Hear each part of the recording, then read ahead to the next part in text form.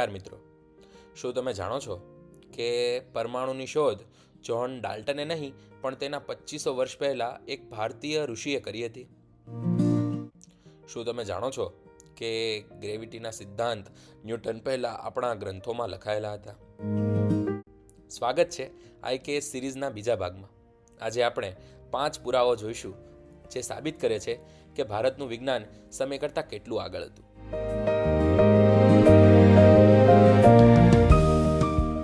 પરમાણુવાદ. આધુનિક વિજ્ઞાન જ્હોન ડાલ્ટનને પરમાણુવાદના પિતા માને છે, પરંતુ ઈસવીસન પૂર્વે 6ઠી સદીમાં મહર્ષિ કણાદે વૈશેષિક સૂત્રમાં લખ્યું હતું કે જો દરેક પદાર્થને નાના નાના કણોમાં વિભાજિત કરતો જોવામાં આવે તો છેલ્લે એક એવો પદાર્થ વધશે જેના કટકા નહીં થઈ શકે, બે ભાગ નહીં કરી શકાય. તેને પરમાણુ કહ્યા છે. તેમણે એ પણ સમજાવ્યું હતું કે પરમાણુ ભેગા મળીને દ્વિઅણુ બનાવે છે. આ કોઈ સામાન્ય કલ્પના ન હતી, પણ ઊંડું ભૌતિક વિજ્ઞાન હતું.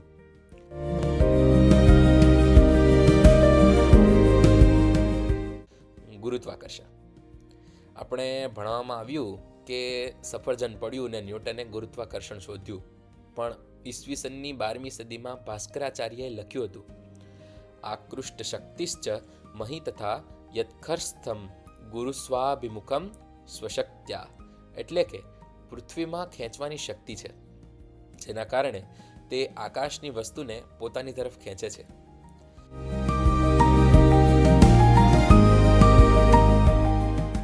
તેમણે ન્યૂટનના 500 વર્ષ પહેલા આ બળને સમજાવ્યું હતું.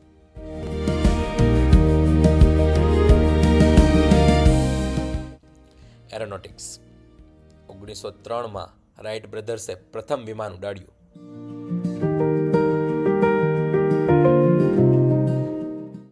પણ પ્રાચીન ભારતમાં વૈમાનિક શાસ્ત્ર સંહિતાઓમાં વિમાનના પ્રકારો, એન્જિન અને પાયલોટના પોશાક સુધીનું વર્ણન કરેલું છે.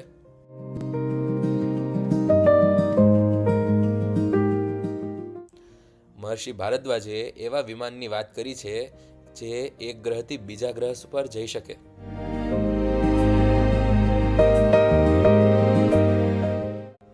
ભલે આજે આપણને આ એક કલ્પના જ લાગે, પણ તેમાં વપરાયેલી ધાતુઓ અને ઈંધણનું વર્ણન આજે પણ વૈજ્ઞાનિકોના રૂવાડા બેઠા કરવા માટે કાફી છે.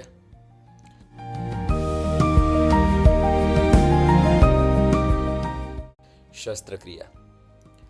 આચાર્ય સુશ્રુત 120થી પણ વધુ સર્જરીના સાધનોનો ઉપયોગ કરતા હતા.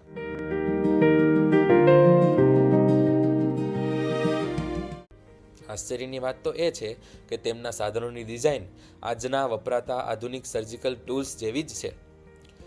તેમની પાસે એવા સાધનો હતા કે તે વાળના ઊભા 2 ચીરા પણ કરી શકે. તેમણે મોતિયાબિંદુ, પથરી અને કિડનીની સર્જરી ત્યારે કરી હતી જ્યારે પશ્ચિમી દુનિયાને એનાટોમીની સમજ પણ ન હતી.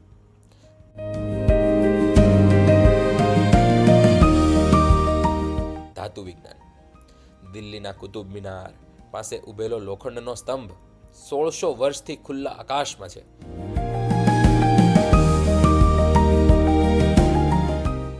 છતાં તેને કાટ નથી લાગ્યો.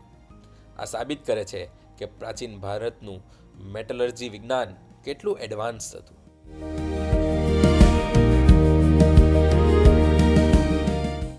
તેમાં લોખંડમાં એવું મિશ્રણ કરવામાં આવ્યું હશે જેનાથી હજારો વર્ષો સુધી તે સુરક્ષિત રહે.